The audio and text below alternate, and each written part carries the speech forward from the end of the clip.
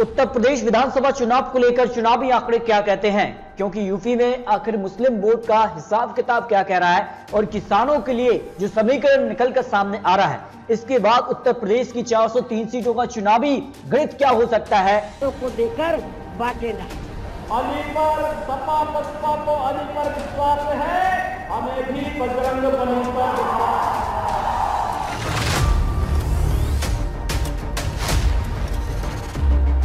इंशाअल्लाह दोबारा योगी को उत्तर प्रदेश का मुख्यमंत्री नहीं बनने देंगे।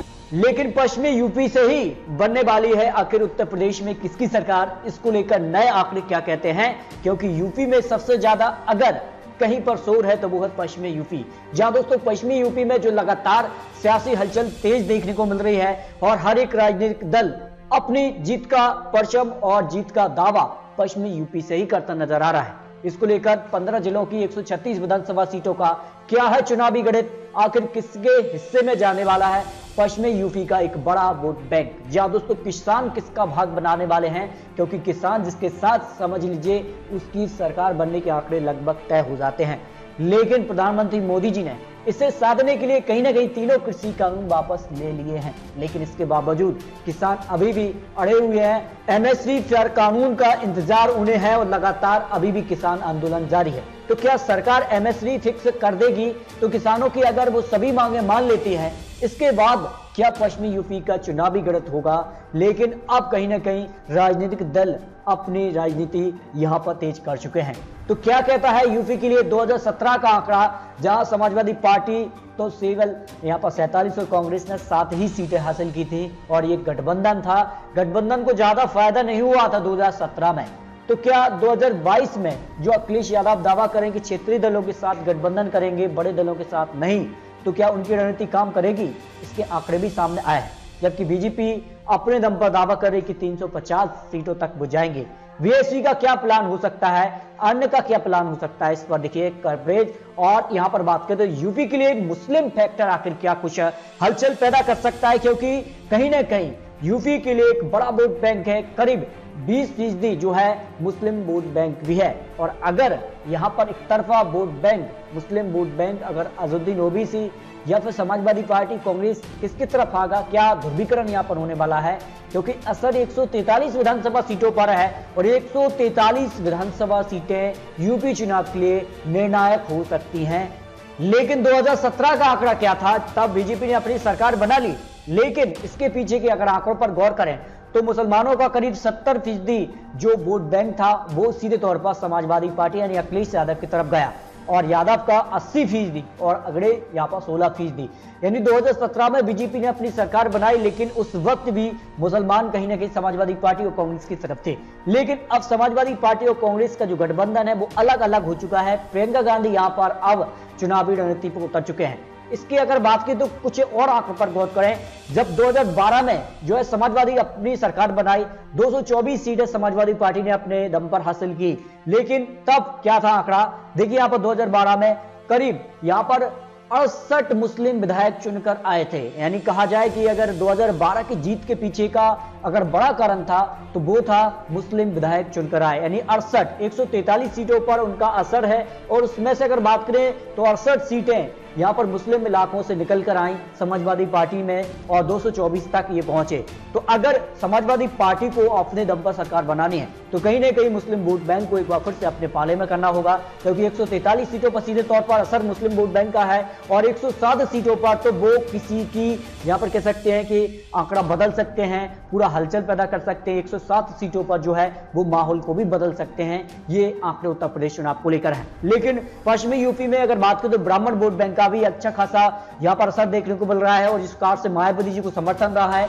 लेकिन पिछले कुछ चुनावों की अगर बात करें 2014 लोकसभा और 2017 विधानसभा चुनाव, 2019 लोकसभा चुनाव में तो बीजेपी को ब्राह्मण वोट बैंक का समर्थन मिला है। लेकिन 2022 में किसके साथ होने वाले हैं किसान और किसके साथ जाने वाले हैं जाट, क्योंकि इनका भी एक अच्छा वोट बैंक पश्चिमी यूपी में दिखता है और उसके दम पर कहीं ना कहीं उत्तर प्रदेश में हलचल पैदा हो सकती है। लेकिन इस बार का जो मामला है वो है ध्रुवीकरण। जहां दोस्तों हर एक राजनीतिक दल दूसरे राजनीतिक दल के वोट बैंक में संद लगाने का काम कर रहा है, वो चाहे बीजेपी हो या फिर समाजवादी पार्टी हो। अजहरुद्दीन ओवैसी को समाजवादी पार्टी कहती है, बीजेपी के हैं, लेकिन कहीं ना कहीं बीजेपी कहती है कि ये समाजवादी पार्टी के हैं, तो कहीं ना कहीं ये मामला आ जाता कि ये कांग्रेस की तरफ है। लेकिन अगर बात करें तो ध्रुवीकरण का जो माहौल है वो उत्तर प्रदेश के लिए काफी महत्वपूर्ण हो जाता है और बीजेपी को भी यहाँ पर नुकसान दे सकते हैं अगर यहाँ पर कैसे शिवसेना अगर चुनावी मैदान में उतर जाती है। लेकिन क्या कुछ माहौल बनता नजर आ रहा है, इस पर भी आपको एक झलक दिखाते हैं। क्योंकि जाट वोट बैंक करीब 20%, पश्चिमी यूपी में मुस्लिम 36% हैं, दलित 25 हैं, ब्राह्मण भी 10% हैं।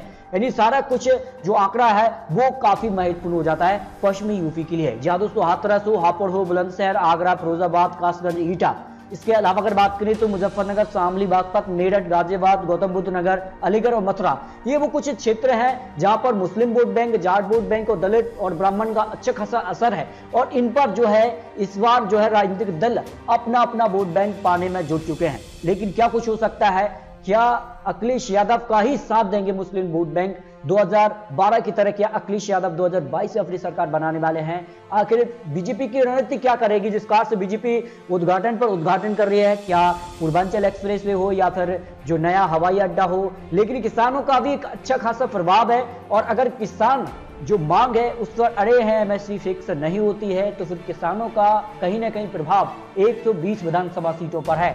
और सीधे तौर पर यहां पर अनुमान माना जा रहा है कि 2017 में तो बीजेपी को 136 में से 109 विधानसभा सीटों पर जीत मिली थी। लेकिन इस वक्त बीजेपी को इस क्षेत्र में नुकसान होने की संभावनाएं लगाई गई हैं, जो एक्सपर्ट ने आंकड़े जारी किए हैं। लेकिन क्या कुछ मामला बन सकता है 2017 के मुकाबले 2012 में, जहां समाजवादी पार्टी ने इस क्षेत्र में अच्छी पकड़ बनाई थी, लेकिन 2017 में ये पकड़ ढीली पड़ गई थी। लेकिन एक बार फिर से 2022 में समाजवादी पार्टी को किसान आंदोलन के बहाने उत्तर प्रदेश में इस क्षेत्र में पकड़ बनाने का मौका मिला है। और क्या समाजवादी पार्टी इस मौके को बुना पाएगी या नहीं, इस पर देखिए 2017 के चुनावी नतीजे। देखिए बीजेपी को 103 विधानसभा सीटें 2017 में क्षेत्र से मिली, जबकि समाजवादी पार्टी को केवल 27 सीटें, बीएसपी को 3 सीटें, कांग्रेस को 2 सीटें, आरएलडी को 1 ही सीट यहां से मिले। यानी सीधे तौर पर 2017 में बीजेपी को समर्थन मिला, क्योंकि 2012 में तो समाजवादी पार्टी ने इस क्षेत्र से 58 सीटें निकाली थी। तो क्या 58 सीटें वो निकाल लेंगे और अपनी जीत की तरफ बढ़ पाएंगे? पश्चिमी यूपी पर काफी महत्वपूर्ण यहाँ पर जो आंकड़े बन रहे हैं। लेकिन निर्णायक यहाँ पर होने वाले हैं मुस्लिम वोट बैंक। क्या वो समाजवादी पार्टी की तरफ जाएंगे, अजहरुद्दीन ओवैसी या फिर कांग्रेस? अगर एक तरफा वोट बैंक समाजवादी पार्टी को इस क्षेत्र से मिलता है तो यकीनन जो है पश्चिमी यूपी में समाजवादी पार्टी का ग्राफ बढ़ सकता है। देखिए लोकसभा सीट मथुरा की आबादी की बात करें, करीब यहाँ पर जाट वोट बैंक का काफी अच्छा असर है और करीब 40% हैं। इसके अलावा यहाँ पर लोकसभा सीट बागपत पर अगर बात करें तो आबादी 30% है जाटों की। इसके अलावा सहारनपुर में भी करीब 20% आबादी जो है जाटों की आ जाती है। अगर बात करें तो पश्चिमी यूपी में कितनी सीटों पर जीत मिलने का अनुमान नवंबर का नया सर्वे में लगाया गया है। भाजपा को करीब 109 विधानसभा सीटें 2017 में मिली थी, लेकिन नवंबर 2021 का सर्वे कह रहा है कि 64 से 68 सीटों पर बीजेपी सिमट रही है। यानी पश्चिमी यूपी में बीजेपी को नुकसान दिखाई दे रहा है। क्या ये नुकसान की बीजेपी भरपाई कर लेगी, जिस कारण से तीनों कृषि कानून को उन्होंने यहां पर वापस ले लिया है? आने वाले वक्त में क्या एमएसपी भी फिक्स कर देंगे या फिर किसानों को कुछ बड़ा ऐलान करेंगे, किसान कर्ज माफी जैसे कुछ बड़े कदम उठाए जाएंगे? तो कांग्रेस ने तो दावा कर दिया है कि पश्चिमी यूपी या फिर पूरे यूपी के अंदर वो किसान कर्ज माफ करने वाले हैं। ये कांग्रेस की तरफ से ऐलान हो चुका है। तो क्या बीजेपी समाजवादी पार्टी भी कुछ रणनीति के तहत किसानों को अपने पाले में कर पाएगी या नहीं, ये तो आने वाला वक्त ही बताएगा। लेकिन समाजवादी पार्टी को 21 के मुकाबले 58 से 62 सीटें, यानी सीधे तौर पर करीब 40 से 45 सीटों का प्लस यहाँ पर समाजवादी पार्टी सर्वे में करती नजर आ रही है। यानी 2017 के मुकाबले समाजवादी पार्टी 2022 में बहुत मजबूत स्थिति में दिखाई दे रही है, जबकि बसपा 3 और सर्वे कह रहा है कि 4 से 8 सीटों पर ही बसपा निकल रही है। कांग्रेस को 2 और अन्य खाते में भी 2 सीटें, 206 सीटें जा सकती कांग्रेस को, और अन्य खाते में 1, और यहाँ पर सर्वे कह रहा है कि 0 से 2 सीटें ही जा सकते हैं। यानी पश्चिमी यूपी में बीजेपी समाजवादी पार्टी में आमने सामने की सीधे तौर पर टक्कर दिखाई दे रही है। इसको लेकर नया ओपिनियन पोल भी सामने आया डीवी लाइव के अनुसार। डीवी लाइव के अनुसार ये कह रहा है कि सभी 403 सीटों पर पूर्वी यूपी की अगर बात करें तो पूर्वी यूपी पर जो है 68 से 70 सीटें बीजेपी को, समाजवादी पार्टी को 81 से 83, यानी पूर्वी यूपी पर जो है समाजवादी पार्टी बीजेपी से आगे निकल रही है। बीएसपी को 4 से 6 सीट ही निकल रही हैं। इसके अलावा पश्चिमी यूपी पर क्या हाल है, क्योंकि पश्चिमी यूपी के आंकड़े आपको दिखाएं, बीजेपी को 40 से 42 सीटें दिखाई गई हैं डीबी लाइव के अनुसार, जबकि 78 से 80 सीटें मिलने का अनुमान समाजवादी पार्टी को पश्चिमी यूपी पर डीबी लाइव ने लगाया है। यानी सारा मामला उलट हो रहा है, बीजेपी को नुकसान हो रहा है, समाजवादी पार्टी को नुकसान हो रहा है। इसके अलावा अगर बात करें तो यहाँ पर मध्य यूपी में बीजेपी को 33 से 35 सीटें, जबकि समाजवादी पार्टी को 29 से 31 सीटें। मध्य यूपी जो क्षेत्र यानी अवध क्षेत्र जो है वहां पर बीजेपी को फायदा है, जबकि समाजवादी पार्टी को यहां पर ज्यादा मार्जिन नहीं मिल रहा है। जबकि बुंदेलखंड में बीजेपी को 6 से 8 सीटें, जबकि समाजवादी पार्टी को 7 से 9 सीटें मिलने का अनुमान है। यानी अगर बात की जाए तो जो 403 सीटों के लिए डीबी लाइव ने अपना ओपिनियन पोल जारी किया है, इसमें देखिए बीजेपी को 147 से 155 सीटों पर बीजेपी पहुंच रही है उत्तर प्रदेश की 403 सीटों के लिए। समाजवादी पार्टी को 195 से 203 विधानसभा सीटें यानी बहुमत का आंकड़ा 202 है, उसको पार करती नजर आ रही है, जो नया सर्वे यहां पर डीबी लाइव ने जारी किया है इस हिसाब से। और यहां पर बात करें बीएसपी को 12 से 20 सीट ही मिल रही हैं और कांग्रेस को 24 से 32 सीटें, यानी कांग्रेस को फायदा हो रहा है, मायावती जी को नुकसान हो रहा है। प्रियंका गांधी जो लगातार उत्तर प्रदेश में सक्रियता दिखा रही हैं, उसका फायदा उत्तर प्रदेश में कांग्रेस को मिल रहा है। जबकि यानी खाते में भी 5 से 13 विधानसभा सीटें मिलने का अनुमान यहां पर लगाया गया। जबकि पंजाब में कांग्रेस की सरकार बनती नजर आ रही है, जो डीबी लाइव ने नया ओपिनियन पोल जारी किया है। उत्तराखंड में बीजेपी को झटका हो सकता है, गोवा में झटका हो सकता है। इसके अलावा अगर बात करें तो यहां पर मणिपुर में भी कांग्रेस एक बड़ी जीत की तरफ बढ़ रही है। जो आंकड़े यहां पर हैं, मणिपुर के लिए कांग्रेस को 39 सीटें से 41 सीटें उत्तराखंड में मिल रही हैं, जबकि बीजेपी को 26 से 28 सीटें। गोवा में 40 सीटों में से बीजेपी को 12 से 14 सीटें, कांग्रेस को 18 से 20 सीटें हैं। मणिपुर में 60 सीटों की अगर बात करें तो 16 से 18 सीटें बीजेपी को और 32 से 34 सीटें जो है कांग्रेस के पक्ष में जाती नजर आ रही हैं।